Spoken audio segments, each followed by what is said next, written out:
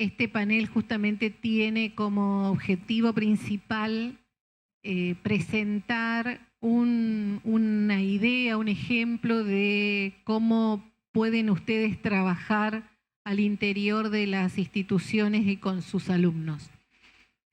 El certamen en Bolleré Cultural es una propuesta interdisciplinaria, como venimos diciendo, entre lengua y literatura, historia, geografía y filosofía.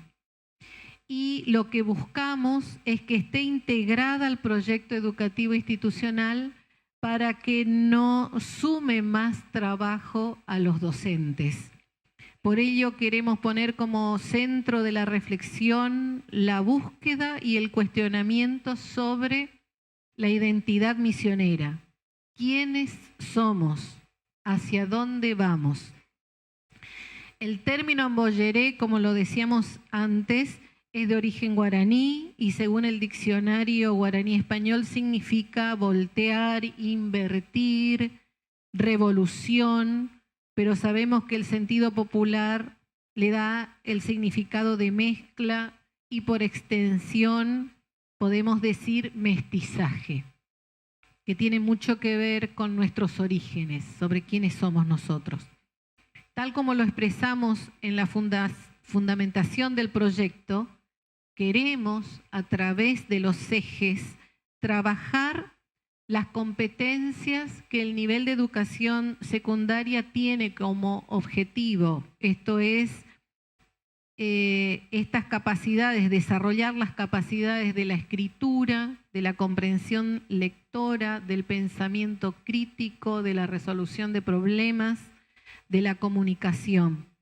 Este enfoque pedagógico centrado en el desarrollo de capacidades constituye una oportunidad para plantear necesidades de revisar, organizar y secuenciar el proceso de enseñanza-aprendizaje escolar.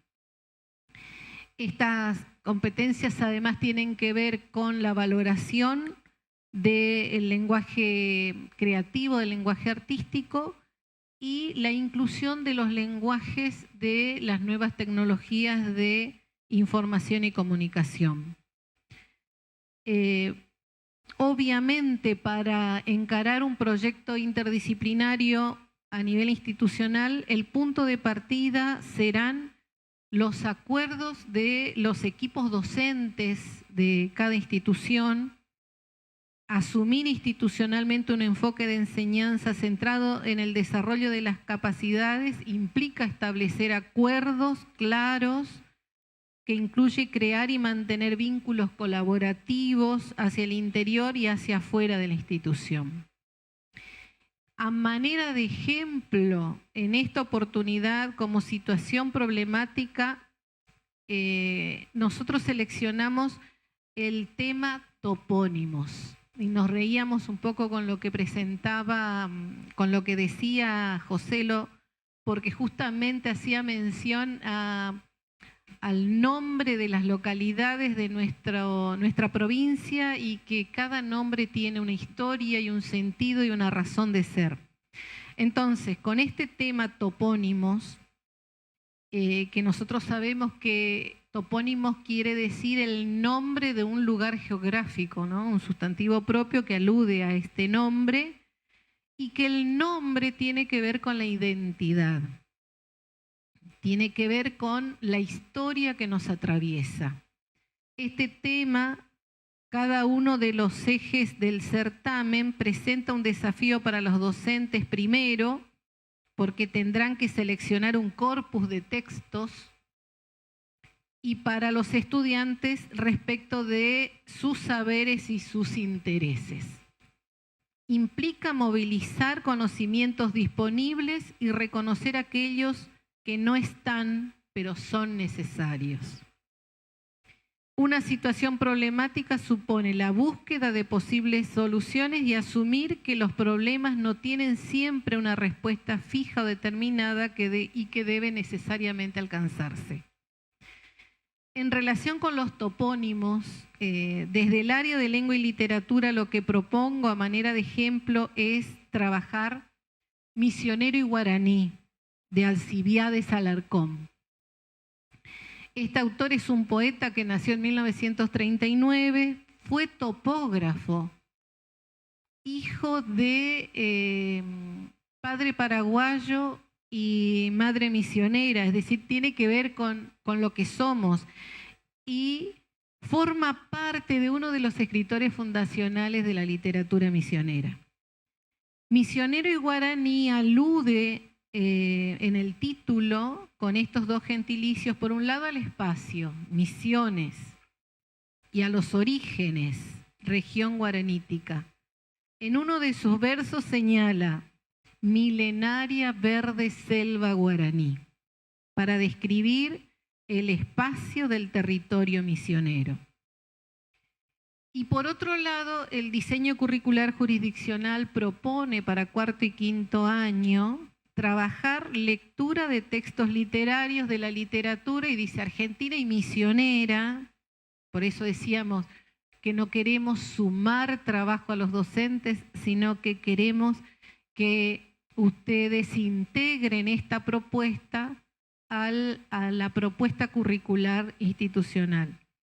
Entonces, lectura de textos literarios, la interpretación a partir de competencias culturales propias de las instancias de producción y recepción del texto, análisis de los modos de representación del espacio. Esto dice el diseño curricular jurisdiccional para cuarto y quinto. Y también especifica el trabajo de la identidad latinoamericana, argentina y misionera, así como también sobre las miradas con las que se construye la inclusión o exclusión del otro, ¿no? En el eje 1 de este proyecto, cuando se habla de misiones como tierra de frontera, en una manera de desplegar este tópico se habla de la inclusión y la exclusión, de la relación del yo con el tú, del yo con los otros.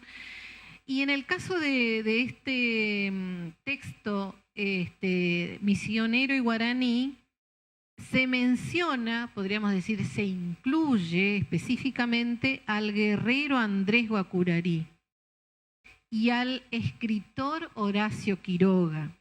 Aquí la reflexión, discusión o debate al interior de las aulas podría ser a través de estas preguntas: ¿por qué se incluyen estos dos nombres solamente? Al incluir se excluyen otros.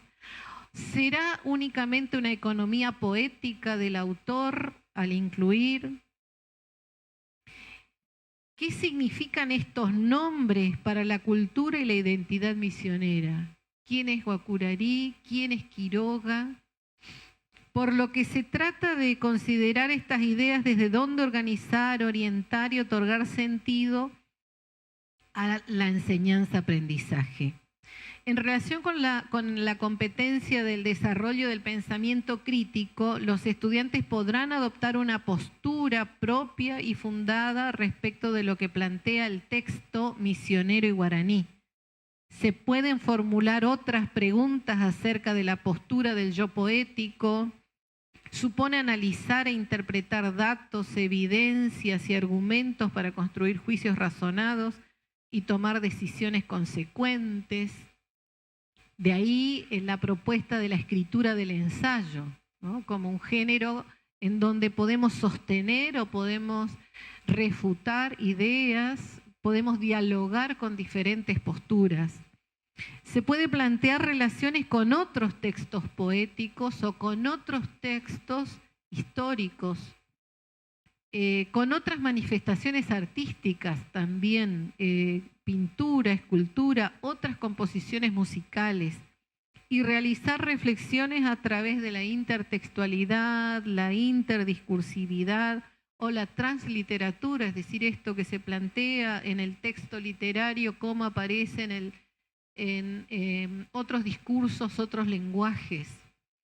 También implica valorar la diversidad y atender y respetar las posiciones de otros. La problemática que planteamos en esta propuesta parte de lo social y se mueve de manera recursiva hacia lo personal y viceversa.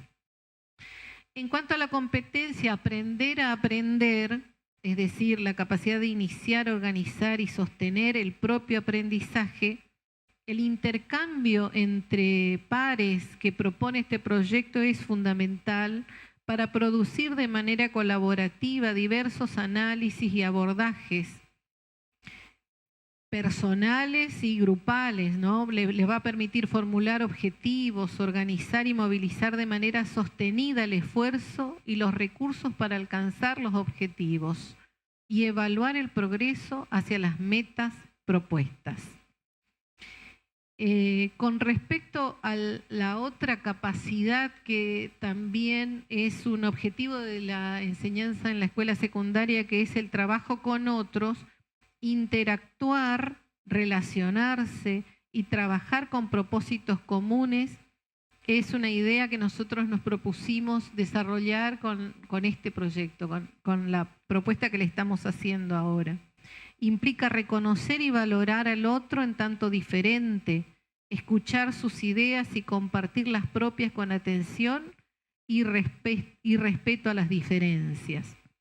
Este proyecto sobre todo busca desarrollar esta capacidad de aprender desde la lógica de otras disciplinas integradas a la propia.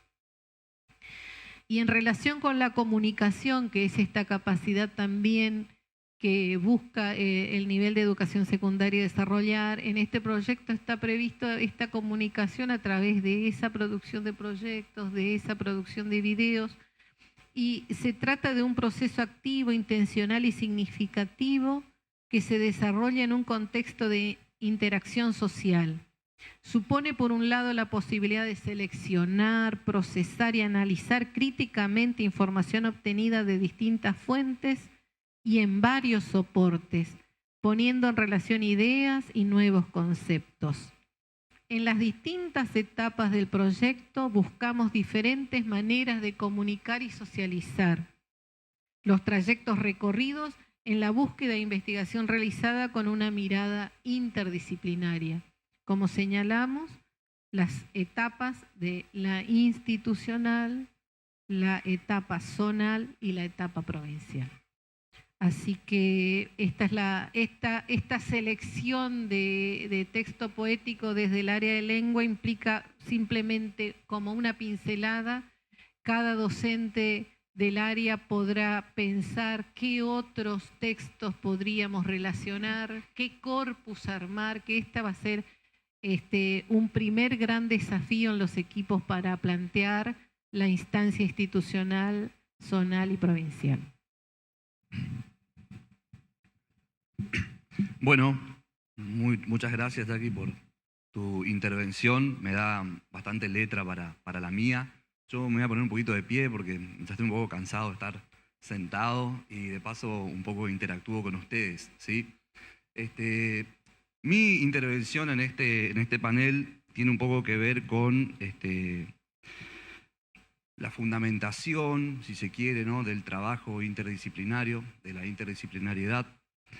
Y pensar un poco las resistencias que podemos llegar a encontrar. Algunas ya se manifestaron en la etapa donde estuvimos haciendo las preguntas, ¿no?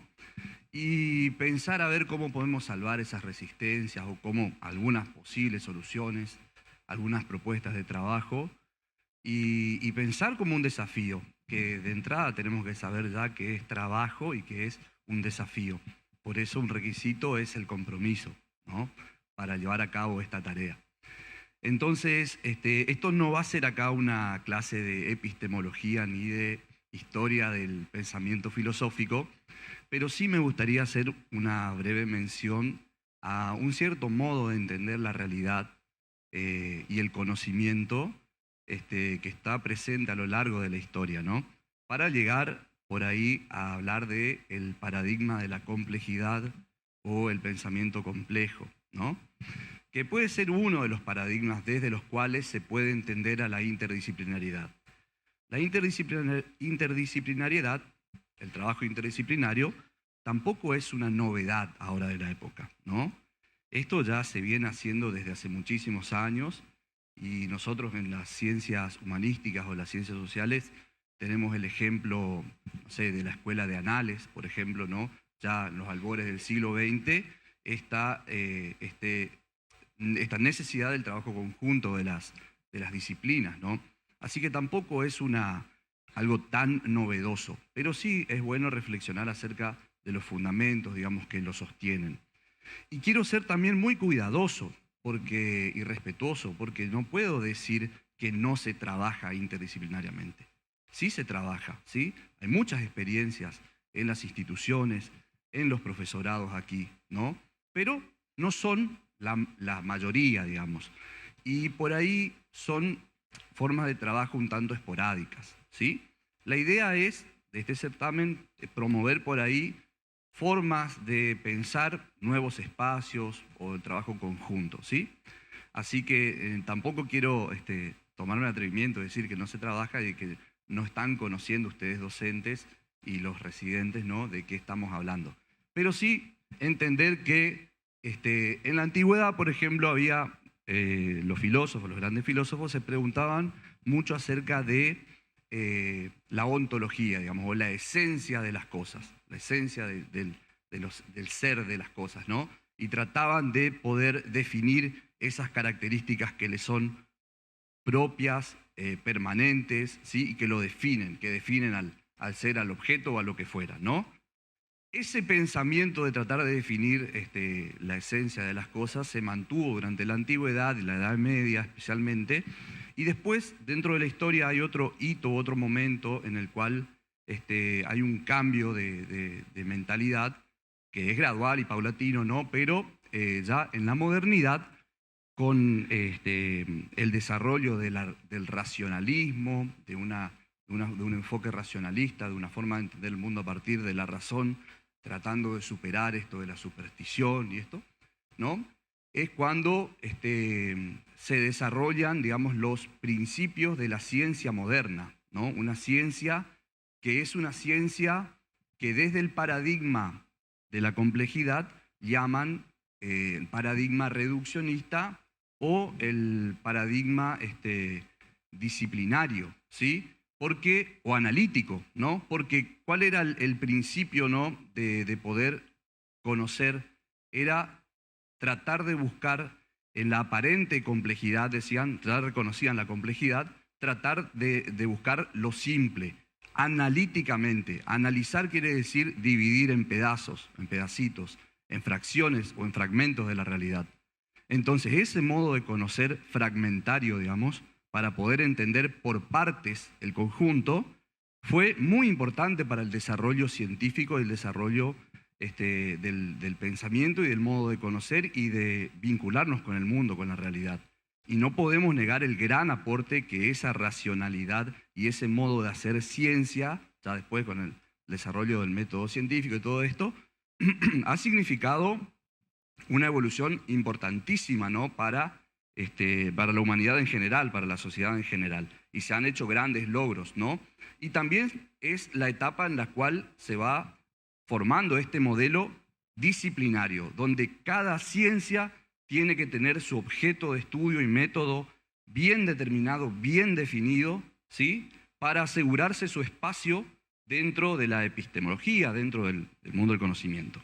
Dije, no es una clase de epistemología pero un poquito hablar de eso hace bien. En esa búsqueda de tratar de acomodar todo dentro de cada disciplina ordenadamente, ¿sí?, muchas veces la realidad ha sido coartada o ha sido modificada para que pueda acomodarse, ordenarse dentro de unas determinadas disciplinas, métodos, ¿sí? Entonces, lo que propone el paradigma de la complejidad es rever esto, ¿no? Y de buscar las relaciones que existen entre los diferentes elementos que conforman la realidad. Porque entiende a la realidad como un conjunto, como un sistema, ¿sí?, en el cual el todo es más que las partes o la suma de las partes individuales, ¿no? El ejemplo clásico es el cerebro humano, ¿no? Uno podría llegar a estudiar neurona por neurona el cerebro humano, pero lo que se produce cuando esas neuronas se comunican, la conciencia y el pensamiento, ya es producto de esa interacción que sucede entre las partes, ¿no? Y no se puede entender si se separa analíticamente, como proponía el paradigma reduccionista, el fenómeno en su totalidad, ¿no? Bueno, ¿qué dice Edgar Morin al respecto? Que no hay que confundir lo complejo con lo complicado, ¿no? Lo complicado, hay muchas cosas que pueden ser complicadas, como una cafetera, una computadora o una placa de microchip, como puse ahí. Pero, aunque pueda ser súper complicado, uno puede dividir parte por parte y entender esas partecitas de manera aislada, ¿sí? Generalmente los sistemas complicados suelen ser sistemas artificiales e inorgánicos. Pero los sistemas orgánicos en general son mucho más, son complejos, ¿sí? Quiere decir que no se puede entender la totalidad del sistema si uno analiza únicamente parte por parte. Esto es lo que ocurre, digamos, con la realidad en general. La realidad en sí es compleja, ¿no? Pero los sistemas sociales y algo tan complejo como la cultura, algo tan complejo como la cultura y lo identitario y la identidad, necesita de un paradigma, digamos, que admita que la interrelación entre, por ejemplo, el territorio, lo histórico, la lengua y lo filosófico, producen ahí un resultado que no puede ser abordado únicamente disciplinariamente o desde cada disciplina, o al menos es una forma de coartar un poco esa realidad. ¿Se entiende? Bueno, ese es el paradigma que lo sustenta. ¿Por qué decimos que la identidad y lo cultural es complejo? Porque intervienen muchos elementos, como algunos de los que nombré, me voy a apurar un poquito acá, porque cada elemento interactúa entre sí de manera dinámica, porque además la interacción de cada elemento tiene una consecuencia directa en otro, ¿sí? Si yo modifico el espacio, y esto tiene una consecuencia en mi concepción filosófica, y mi concepción filosófica de la realidad también interviene en la lengua, en la historia, ¿sí? Es como un principio de recursividad que tienen los sistemas complejos, ¿sí? No existe un equilibrio de las partes, ¿sí? Por esto también lo complejo es admitir un poco la contradicción. También es contradictorio hablar de cultura, como decía Joselo, culturas prefería él, ¿no? Porque es muy, al menos hay que ser muy respetuoso, hay que tener mucho cuidado al tratar de definir, porque definir es poner entre fines, como nos decía Castiñeira hace un tiempo atrás en una charla que vino a dar aquí en el Montoya. Y bueno, hay que ser muy cuidadoso de respetar la diversidad, que es uno de los aspectos principales de nuestra cultura y de nuestra identidad, ¿sí? Es histórico, la historicidad de los sistemas complejos también es un elemento a analizar, y me gustaría también hablar de esto de la apertura, ¿sí? Que es un sistema, los sistemas complejos son dinámicos y abiertos. ¿Esto qué quiere decir? Que si nosotros pensamos a la cultura misionera y a la identidad misionera como una isla, seguramente vamos a fracasar nuevamente en entendernos, porque no podemos olvidarnos que formamos parte de una cultura argentina, latinoamericana y global. No podemos, hoy cuando mirábamos el ejemplo del dossier, pusimos chipas o donas, ¿no? No podemos negar tampoco que ahora convivimos con la globalidad, ¿no? Y eso también tiene que ver con nuestra identidad como misioneros, que no está cerrada, acabada, sino que está en constante construcción. Lo importante es conocer, digamos, los orígenes, los valores y tratar de poner un orden en esa construcción o al menos tener cierta dirección, ¿no? Bueno, lo interdisciplinario ahí no voy a ahondar porque ya hablé, sí. Y yo quería mencionar esto, ¿no? Por ahí las resistencias están marcadas con el signo negativo, pero pueden llegar a ser también fortalezas. ¿Qué nos sucede? ¿Por qué hay resistencias hacia el trabajo interdisciplinario? Porque hay un sistema educativo que no fue concebido como algo interdisciplinario, ¿no? Sino que tenemos lengua, literatura, geografía, economía, todo parcelado, todo fragmentado, ¿no? Y nuestra formación docente también está hecha en base a este desarrollo del conocimiento disciplinar en cada área, en cada materia, ¿no? Fíjense que yo puse el currículum también, porque el currículum también está pensado disciplinariamente, pero podemos mencionar, por ejemplo, las resoluciones que estuvo nombrando Jacqueline como algunos elementos legales o instrumentos que nos podrían servir para hacer este trabajo conjunto con los cuarto y quinto años, por ejemplo. O sea que también tenemos algunas herramientas para el trabajo interdisciplinario. No todos son pálidas o todo es negativo, ¿no? Pero sí implica un desafío. Por ejemplo, voy a la formación docente. El trabajo interdisciplinario, yo escuchaba hoy que el padre Seba, cuando empezó, dijo, hay muchos de historia, bueno, voy a tratar de no decir nada que no. Bueno, el trabajo interdisciplinario implica perder ese miedo, porque yo ahora puedo estar hablando un poco de filosofía y dentro de un ratito un poco acerca de la lengua, y yo no soy un experto ni en filosofía ni en lengua, pero puedo leer al respecto, puedo interiorizarme y puedo aprender. O sea que también una posibilidad de aprendizaje para el docente, para el residente y para el estudiante del nivel secundario. Claramente, ¿no? Es como que nos corren el banquito de la disciplina y nos sentimos un poco con el pie en los aires, ¿no? En el aire, perdón. Así que es un desafío, ¿sí? Las fortalezas o lo positivo es el encuentro, ¿no? Era el segundo objetivo o el tercer objetivo general de este certamen, el encuentro. A partir del encuentro, de juntarse el profe de geografía con el de historia, el de lengua o filosofía, van a surgir, digamos, hay mucha potencialidad en ese encuentro, van a surgir ideas, ¿sí? Así que el encuentro y el compromiso son como los elementos fundamentales. El compromiso porque ya dijimos que sí implica más trabajo, sí implica el desafío de que los chicos escriban un ensayo, sí implica trabajar interdisciplinariamente, así que se necesita este compromiso para abordar el desafío. Bueno, ya voy cerrando, prometo que ya se voy cerrando. Bueno, tenemos que generar espacios para el trabajo interdisciplinario. ¿Cómo lo hacemos? Por ejemplo, conociendo el programa o la planificación de mi colega de lengua, de filosofía o de geografía y ver dentro de esos contenidos cuáles son susceptibles o que pueden ser trabajados o abordados interdisciplinariamente, ¿sí? Se me ocurre como esa idea. También implica un poco de flexibilidad, porque es un poco no tratar de tener todo el protagonismo de, por ejemplo, los historias, somos bastante avasalladores con eso de que siempre queremos hablar de historia, y ceder un poco para ir dando lugar a otros, como ahora tengo que hacer. Bueno, solamente decir que la historia, por esto de que todo tiene una coordenada de tiempo y espacio, la historia es como una gran malla que contiene a todos los fenómenos de la realidad y los hechos humanos también. Entonces, todo ocurre en un tiempo y en un espacio. Entonces, la historia es muy flexible para esto, ¿no? Porque siempre hay que contextualizar. De lo que hablemos hay que contextualizar. Y ahí la historia tiene una gran apertura al trabajo interdisciplinario, que además, digámoslo, la historia es la más dependiente de todas las disciplinas. Sí o sí necesita de lo que dice la economía, la filosofía, la geografía, para poder construir su conocimiento. Y pensando en esto de los topónimos, esto quería hacer referencia, ¿no? Pensemos en el nombre de nuestra provincia, Misiones. Hace referencia a aquella etapa de evangelización jesuítica entre los guaraníes dentro de una gran región que hoy está distribuido entre varios estados, ¿no?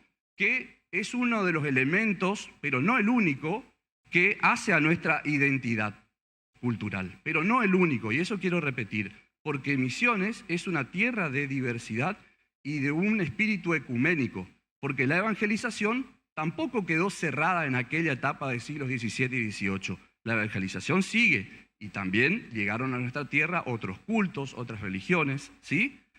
Hace muy poquito, cuando estaba tratando de terminar esto, lo del dossier que estábamos trabajando, pensé, bueno, lo guaraní, lo jesuítico, las corrientes inmigratorias, y ya estaba por finalizar, y por ahí me encuentro con un trabajo de una profesora de Apóstoles acerca de los afrodescendientes de Misiones. Y dije, ¿cómo borro, digamos, del imaginario de la construcción de la cultura, de la identidad cultural, a los afrodescendientes? Y bueno, ahí, a tiempo, por suerte, de poder incorporarlos. Pero ahí se puede ver claramente cómo se construye la identidad cultural, quiénes están integrados dentro de esa identidad cultural y quiénes están excluidos, ¿no? Como un ejercicio también de memoria. Y el territorio, nombrar el territorio, es un buen ejercicio de memoria, porque ahí encontramos topónimos muy interesantes. Bueno, muchas gracias. Sí. Acá.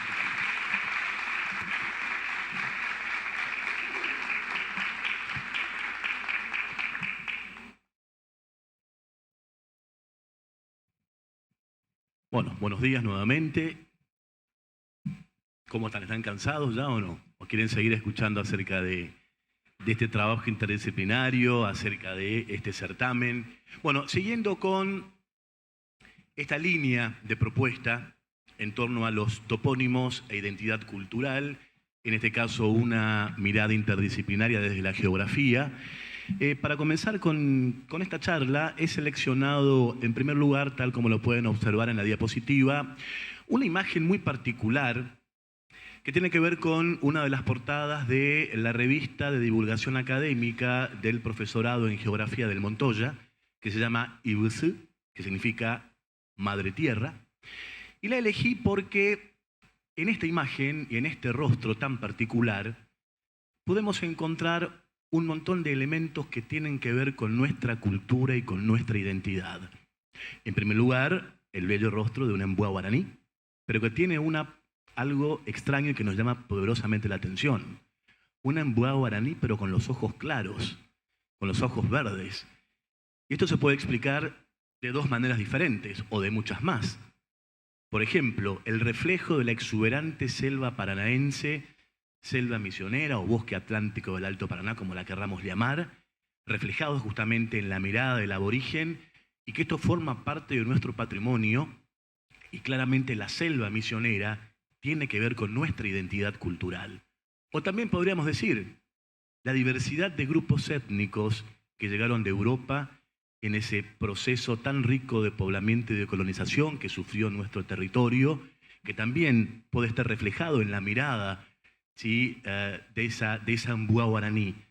Su cara pintada de celeste por la abundancia de aguas que recorre el territorio misionero, la presencia del sistema acuífero guaraní, espacio transfronterizo que va más allá de lo estrictamente misionero, que es un patrimonio de los misioneros y patrimonio del mundo.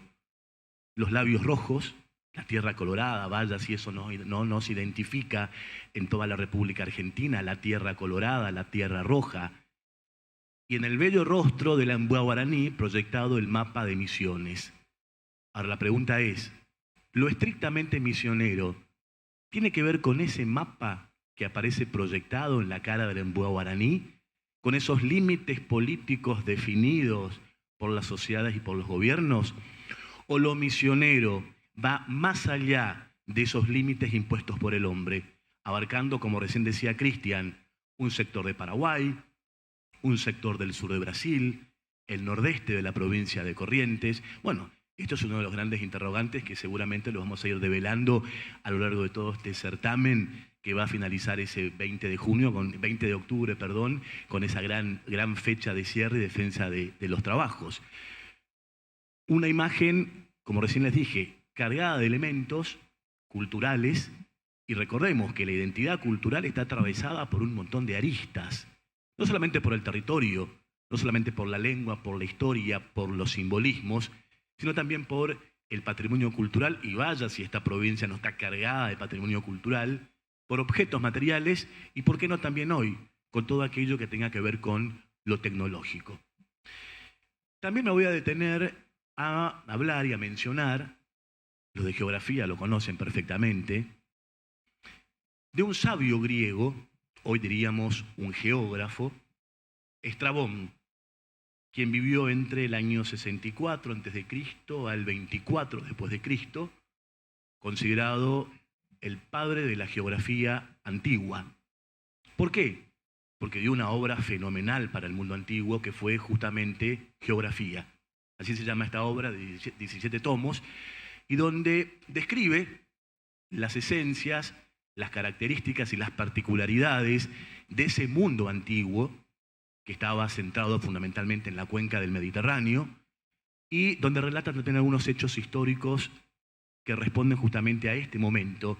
Por todo este relato y por toda esta gran obra es considerado padre de la geografía antigua, y en donde justamente este creador de la geografía decía que la misma nos familiariza con los ocupantes de la tierra, con la vegetación, con los frutos y las particularidades del ecúmene, es decir, ese espacio habitado, ese espacio habitable que hoy lo llamamos espacio geográfico, ese espacio percibido, ese espacio vivido, ese espacio transformado, modificado, ese espacio que está cargado de historicidad e impregnado de culturas. Decía Estrabón, el hombre, la tierra, la vida, las relaciones que los enlazan en la totalidad de los modos de vida variables en el espacio y en el tiempo, delimitan la identidad y la cultura de un pueblo o de una sociedad. Es lo que justamente desde la época de Estrabón hasta nuestros días van a definir a una geografía muy particular que tiene que ver con la geografía cultural, una geografía que está en auge en estos tiempos contemporáneos y que va a abordar y se centra justamente en las formas en las que se producen las culturas, sus identidades a través de prácticas sociales concretas que tienen lugar en contextos históricamente contingentes y geográficamente específicos. Así, la geografía asume que el espacio no es solo objeto de manufactura y modelado material, sino que su construcción pone en juego muchos procesos, y muchos de ellos son complejos, que integran lo inmaterial, es decir, imágenes, fantasías, palabras, simbolismos, y todo esto tiene que ver con nuestra cultura. El quehacer del geógrafo, bien sabemos aquellos que estamos formados en esta disciplina, comprende tres grandes campos de actuación: la investigación, la docencia y la acción. Frente a la complejidad que asume el mundo contemporáneo, el geógrafo debe ser capaz de participar del debate interdisciplinario, tal como lo expresaba el profesor Neris, anclado en los conocimientos, las habilidades, las metodologías y las técnicas que pueden aportar la comprensión de los procesos socioespaciales y, por supuesto, también los procesos culturales. La geografía, por su naturaleza, características y el tipo de problemáticas y de temas que aborda, es una ciencia, en esencia, interdisciplinaria y de síntesis.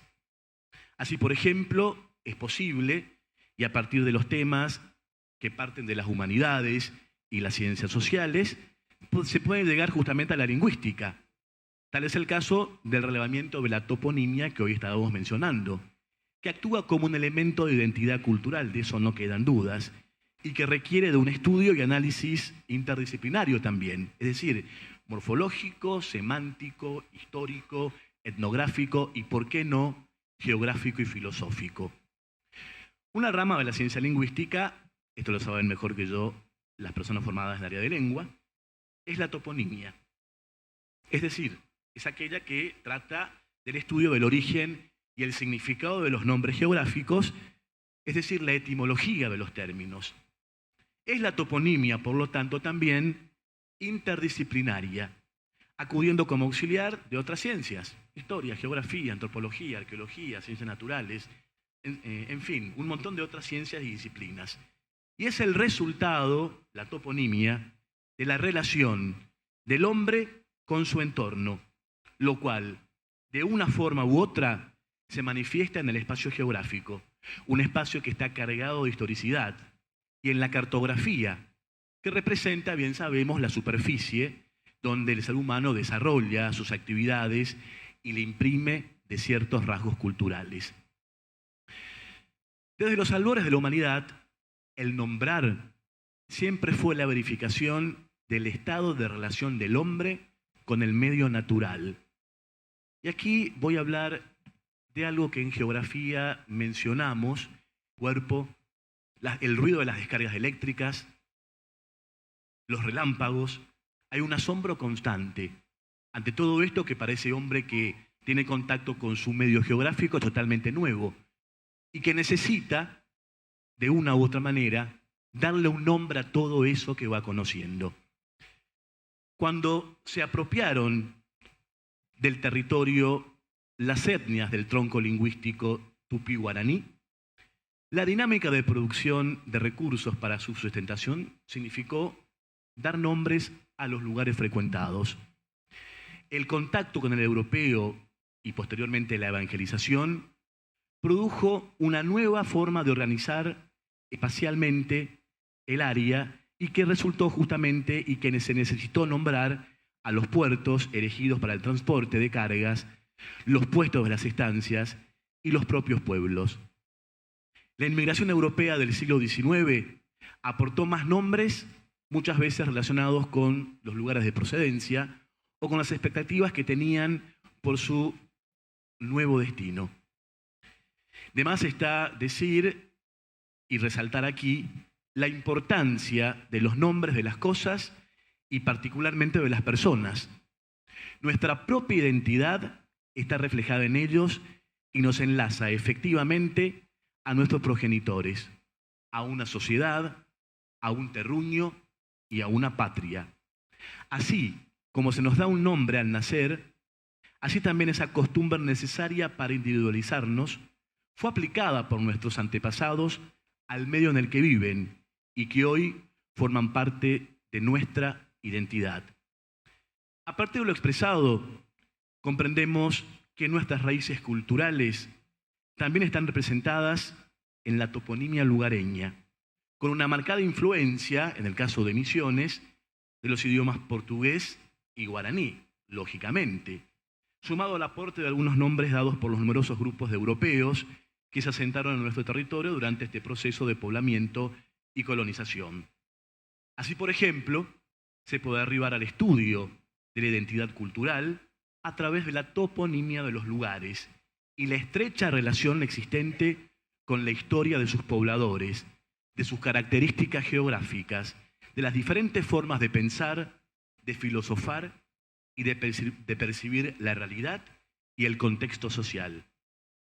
A menudo, los topónimos pasan desapercibidos. No solo nos sirven para identificar y localizar los lugares, sino que también son parte de nuestro patrimonio cultural. El hecho de hablar de toponimia nos lleva a pensar en los territorios que contienen a las mismas y a la territorialidad, entendiendo por territorio a una extensión terrestre delimitada, apropiada por un individuo o por un grupo social y por ello cargado de historias y de culturas. Por otra parte, la territorialidad es la acción efectiva de los actores sociales que al concretarse convierten justamente a ese espacio en territorio. Por lo tanto, el territorio y la territorialidad, con todas sus tipologías y particularidades, son parte integrante de nuestra cultura y de nuestra identidad. Así, el territorio misionero está delimitado políticamente sobre el cual se ejerce soberanía, eso bien sabemos.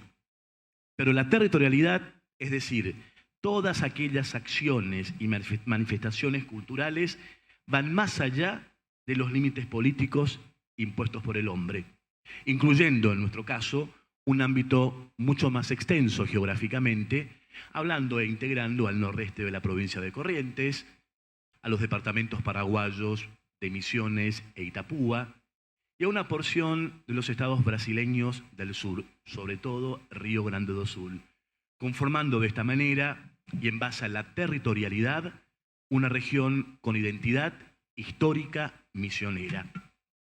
Por último, cabe destacar que el estudio de la toponimia misionera reviste sin lugar a dudas de una singular importancia, ya que se encuentra repleta y atravesada por múltiples procesos históricos y culturales que dan cuenta de nuestra idiosincrasia y de nuestra identidad cultural como misioneros.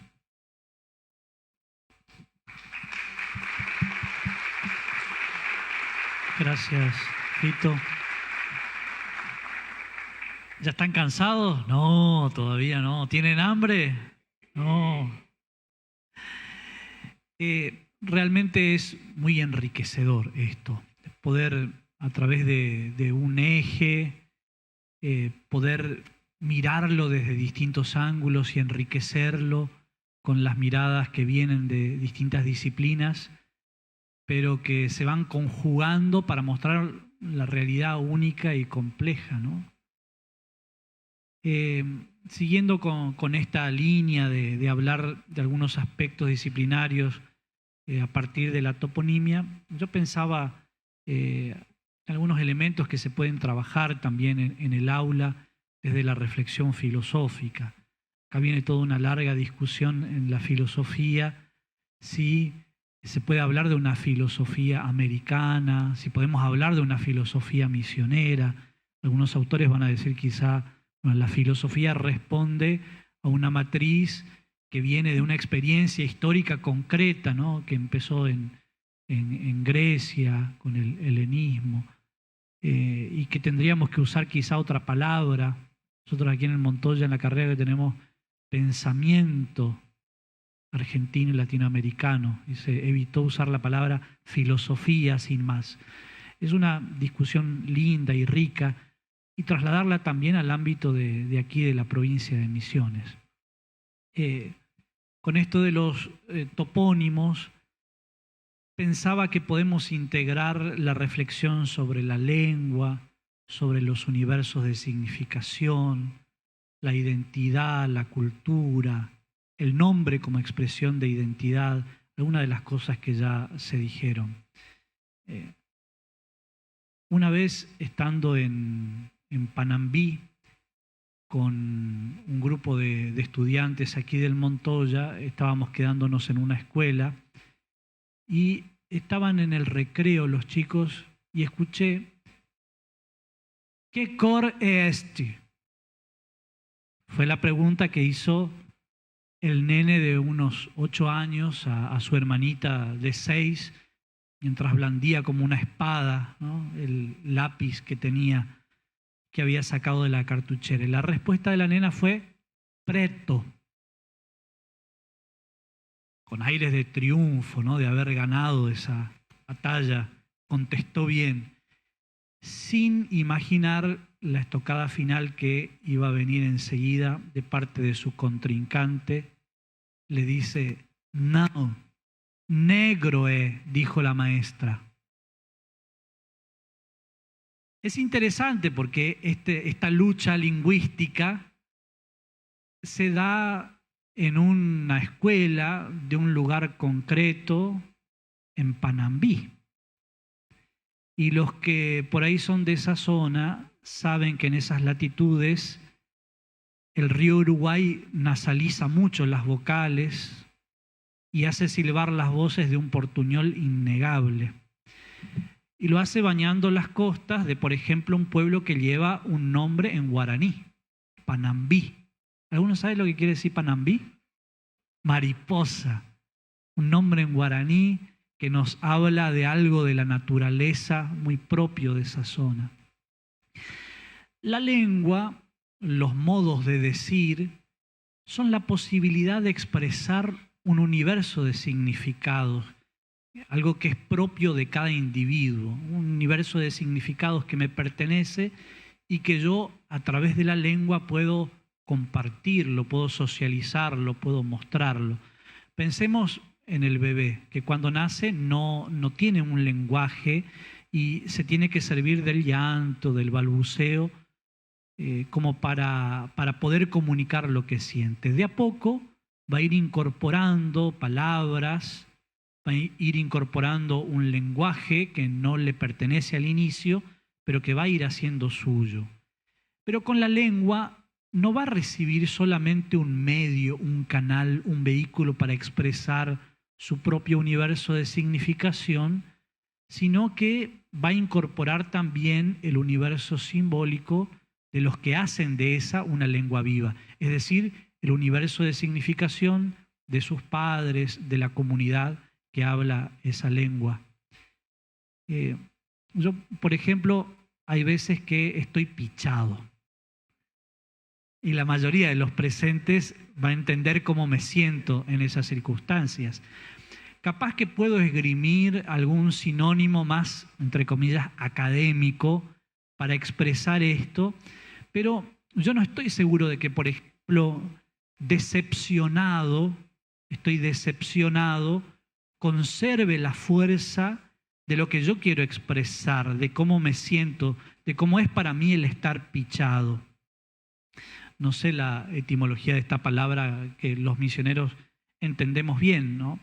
Pero que seguramente esta palabra está cargada del aroma, del color, de las experiencias de hombres, de mujeres que se sintieron pichados por circunstancias de la vida y que fueron amasando el significado de esta palabra, conectándola con esas vivencias que han tenido. Por lo tanto, la lengua expresa de alguna manera también quién soy, es decir, mi identidad personal. Decíamos, como vehículo de mostrar el universo personal simbólico. Pero a la vez, la lengua sirve para expresar también el quiénes somos, es decir, nuestra identidad cultural compartida.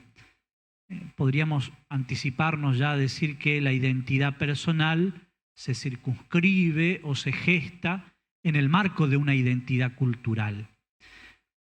La cultura, lo decía el obispo al inicio, es lo que el hombre hace, es lo propio del hombre, de la humanidad, de lo humano, pero no podemos entenderlo de manera abstracta ni individual, sino realizada en un pueblo, en este compartir, en esta vivencia de comunidad. Así se entiende que la cultura es el pueblo. La cultura compartida, realizada en la historia, es la que permite una aspiración común que se traduce después en opciones políticas que van constituyendo lo que es el pueblo. La cultura es, en cierto modo, la autoidentificación que un pueblo hace de sí como un pueblo colectivo particular. Y acá ya nos vamos poniendo más serios con estos términos. La cultura no es algo dado, algo acabado, sino que es ante todo una actividad.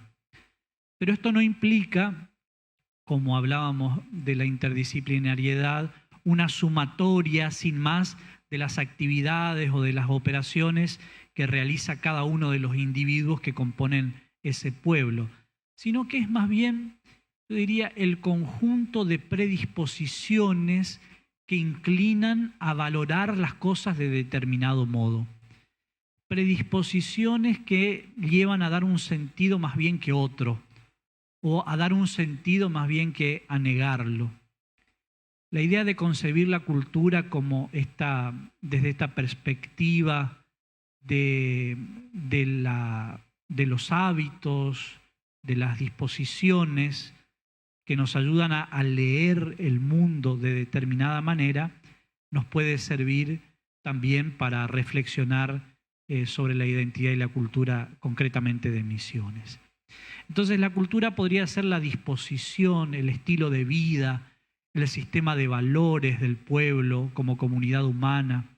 Un medio histórico, lo decía Cristian también, un medio histórico como esa malla, desde la cual y sobre la cual el hombre actúa. La cultura se va dando entonces en un proceso, se va formando. La experiencia histórica realiza muchas transformaciones que la van gestando y la comunicación, la transmisión, el lenguaje se da también en este proceso de tradición generacional a través de la lengua. La cultura puede entenderse como etos cultural y tiene su origen en la intuición de esos valores. Podríamos decir que cuando alguien del pueblo intuye los valores de su cultura, en definitiva se va intuyendo a sí mismo. Y lo mismo ocurre con un pueblo que se intuye a sí mismo y que toma conciencia de sí al intuir los propios valores que lo distinguen de los demás pueblos. El etos está constituido por las relaciones interpersonales que se establecen en el pueblo, lo referencial al espacio y también la vivencia del tiempo. Por eso el nombre de los pueblos, lo decía Fito, es una muestra rica de todo ese proceso y de todas esas relaciones que se fueron dando en la historia. Y podríamos aventurarnos a decir que la identidad por ejemplo, de estos chicos ahí en el recreo en Panambí, está atravesada por su lengua. Una lengua que capaz que contiene el eco de una lucha intestina cuya memoria se conserva ahí cerquita, en un cerro que tiene un nombre en guaraní, y que cobijó a un pueblo que se defendía de otro. Bororé, la resistencia a los bandeirantes, quizá les suena algo de ese capítulo de nuestra rica historia. A mí me gusta pensar cómo esa lucha, puja, ese combate entre los pueblos se resuelve o se sigue resolviendo de alguna manera también en las experiencias culturales de este diálogo, por ejemplo, de estos niños.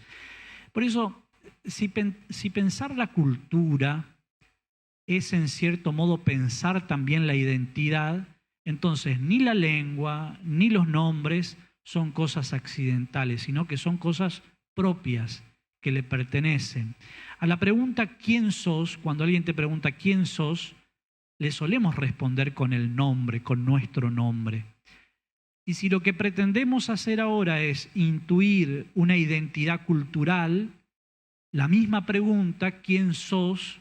Se la podríamos hacer al pueblo misionero o a los distintos pueblos.